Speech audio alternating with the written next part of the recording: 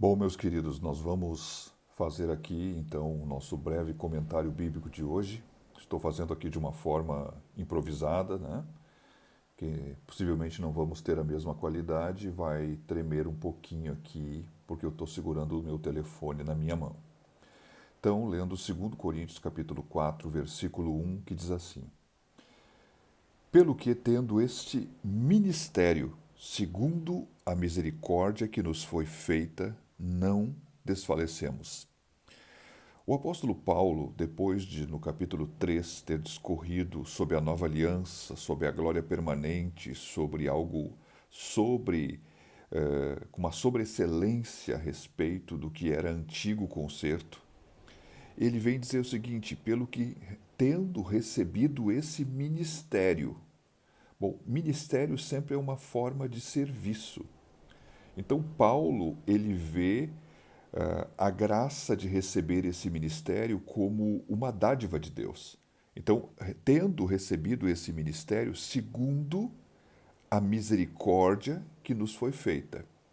Essa parte aqui pode ser interpretada de duas formas. Primeiro, a misericórdia que foi feita a ele, aos seus companheiros, no dia que Jesus Cristo os salvou, os redimiu da morte, do pecado, do diabo, de tudo aquilo que é a destruição. Bom, uma misericórdia pessoal que todo aquele que vem a Cristo recebe, mas segundo a misericórdia que foi feita, no sentido que Paulo não merecia.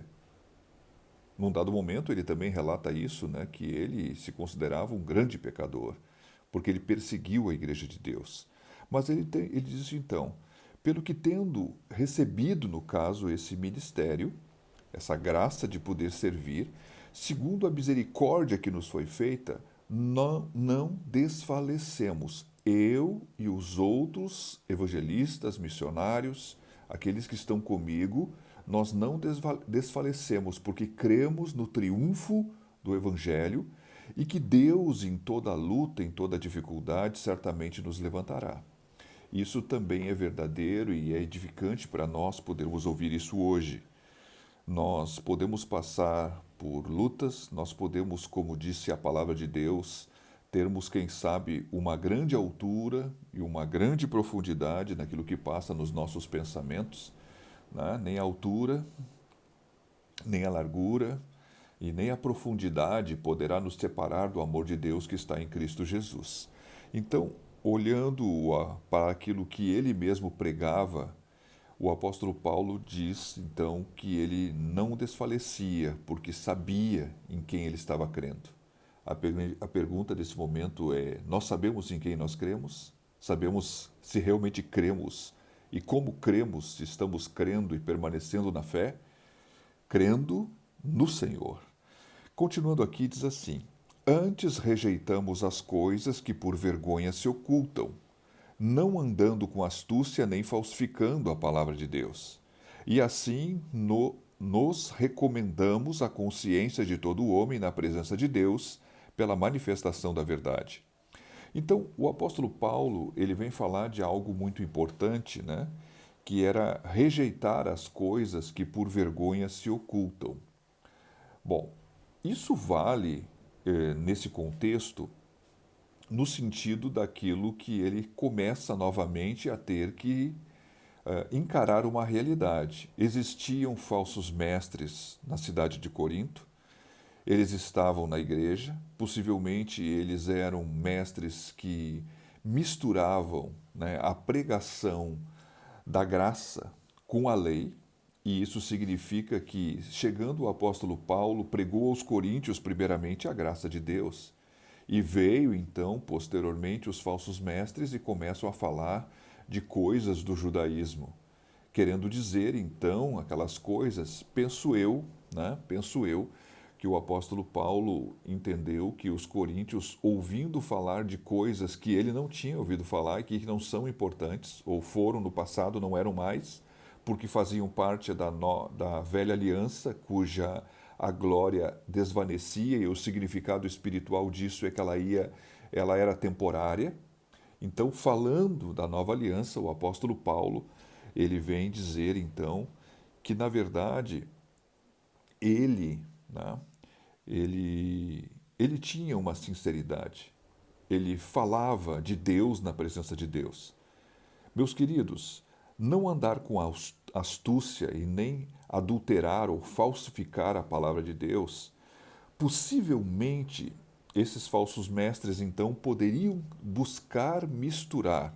Se eles fossem judaizantes, eles procuravam misturar coisas da lei com a graça de Deus.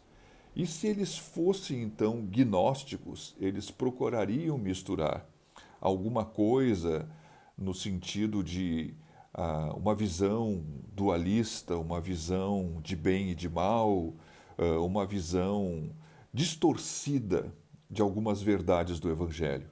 Eu já falei em outro vídeo a respeito desse assunto. Eu até não sei agora dizer aqui exatamente aonde, para você poder dar uma olhada, para não ficar longo aqui. E normalmente, né, temos um pequeno versículo e falamos bastante. Mas o que o apóstolo Paulo está combatendo aqui, ele está combatendo os seus opositores de novo. E desde que começamos o livro de 2 Coríntios, nós falamos que ele ia fazer uma defesa do seu apostolado. E ele está dizendo aqui, olha, nós não andamos com astúcia, porque nós rejeitamos as coisas que são vergonhosas. Quais são as coisas que são vergonhosas? As coisas que por vergonha se ocultam. Quando nós lemos isso sem olhar o contexto histórico e sobre aquilo que o apóstolo Paulo está falando, certamente vem ao nosso coração aquelas coisas que podemos fazer errado, que na verdade temos vergonha de falar. E isso também está correto. Essa interpretação aqui serve como uma analogia. Mas o apóstolo aqui, ele está falando que, na verdade, ele está falando das motivações ou dos métodos que esses homens usavam. Qual eram os métodos desses falsos mestres? Então, ele diz o seguinte, olha, nós não desfalecemos porque recebemos o ministério. Mas, na verdade, nós recomendamos-nos a consciência de todo homem na presença de Deus pela manifestação da verdade. Então, lá em 2 Coríntios capítulo 2, versículo 17, o apóstolo Paulo é muito claro. Ele diz o seguinte, que ele não falsificou a palavra de Deus. Ele não era um falsificador da palavra. Ele, na verdade, esses falsos mestres estavam com certeza acusando o apóstolo Paulo de dizer, ele é manipulador. Uma hora ele diz sim, mas na verdade ele queria dizer não, mas ele diz sim, depois ele não faz. Então, questionando com certeza a sua doutrina, porque era diferente da que eles pregavam, e questionando a própria pessoa, o próprio apostolado dele. Então, Paulo dizendo o seguinte, olha, tudo que eu fiz na presença de Deus. Eu não usei de artifícios humanos, eu não usei de maneiras diferentes de falar, eu não deturpei a verdade de Deus, mas eu falei a palavra de Deus com franqueza, com sinceridade, com clareza, de maneira que as pessoas pudessem entender. E também de maneira que a consciência de qualquer homem, ainda que ele não queira ouvir, porque ele vai falar, e vão falar isso depois, né? Porque às vezes o evangelho vai estar encoberto para alguns. Mas, na verdade, a questão é que o apóstolo Paulo está dizendo o seguinte, olha, eu falei, e os meus companheiros também falaram de uma maneira bem sincera, bem clara, e as pessoas que ouviram, o fruto que existe na vida delas de transformação é uma prova que é a palavra de Deus, porque só a palavra de Deus, pelo ministério do Espírito que eu falei lá em 2 Coríntios 3, pode transformar a vida de um homem. Então, o apóstolo falando isso, ele nos dá a entender que, na verdade, as suas motivações e os seus métodos eram simples, eram sinceros, eram verdadeiros. O seu método, na verdade, era a maneira como ele fazia. Mas ele não tinha uma segunda intenção. Ele não tinha uma coisa envergonhosa que estava oculta. Ele não tinha motivos interesseiros. Bom, vamos trazer para os nossos dias o que isso diz respeito. Isso aqui diz muito respeito. Pastor, são só 2 versículos hoje. Sim, ontem foi um e o outro dia foi um.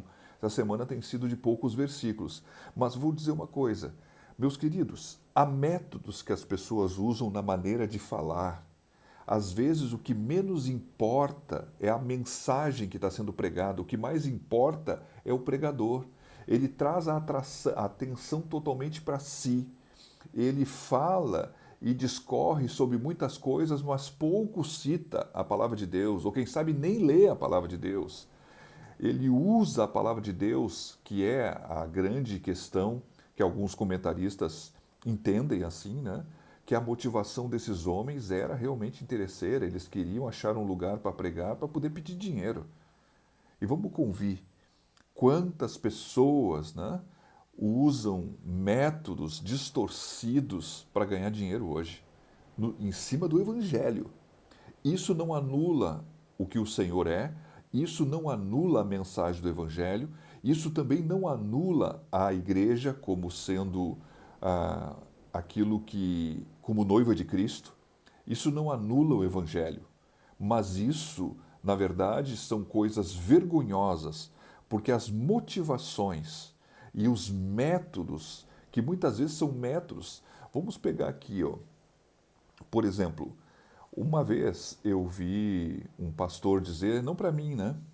Mas um pastor dizer assim, olha, eu usei um método de algo que está na moda, eu me esqueci o nome, coach. Eu usei o método do coach porque estava meio frio. Mas o método do coach é uma coisa psicológica, para lidar com o psicológico das pessoas. Meus queridos, tem um escritor chinês chamado Watmani, que há muitos anos atrás ele disse o seguinte: nos últimos dias, é uma forma profética de falar, os homens, né, isso está no livro O Poder Latente da Alma. Ele diz o seguinte, que na verdade nos últimos dias, nos últimos tempos, as pessoas iriam confundir emoção com unção. Então, um ardil, né, um método ardiloso de tomar então uma questão psicológica para que possa de alguma forma induzir a pessoa, quem sabe até ouvindo uma verdade, a sentir uma emoção para que fique atrelado ao seu coração que aquela verdade é verdade por causa da emoção que a pessoa sentiu. Meus queridos, vamos convir, ainda que uma pessoa chore muito e quando ouve a palavra ou quando até recebe uma oração, o que realmente importa é aquilo que Deus faz na sua vida, naquilo que ela vai fazer depois que ela recebeu a oração. Porque ainda que uma pessoa receba uma oração e possa até cair no chão, algumas são tocadas por Deus, mas alguma pode cair no chão por um motivo que, na verdade, pode ser um motivo humano, pode ser uma coisa da alma, né? Então, falando disso, eu quero dizer que, sim, esse assunto que o apóstolo Paulo está falando é muito pertinente para os nossos dias. E devemos, então, olhando a palavra de Deus, pensar, especialmente nós que somos ministros, quais são os nossos métodos e, especialmente, quais são as nossas motivações. Servimos por dinheiro? Uma vez eu vi uma declaração, né, de um pastor, que ele, falando da palavra de Deus, da maneira como os profetas eram chamados do Senhor, que nenhum profeta de Deus foi chamado não estando trabalhando. Todos foram chamados debaixo de um trabalho para servir ao Senhor. Então, a importância que nós devemos ter aqui no contexto do cuidado das nossas motivações. Devemos ter a motivação correta e devemos usar métodos corretos para que a nossa vida, né, essa recomendação que o apóstolo Paulo fala, é por aquilo que ele pregava, com a clareza que ele pregava, da maneira como ele pregava, né, com simplicidade diante de Deus, na presença de Deus.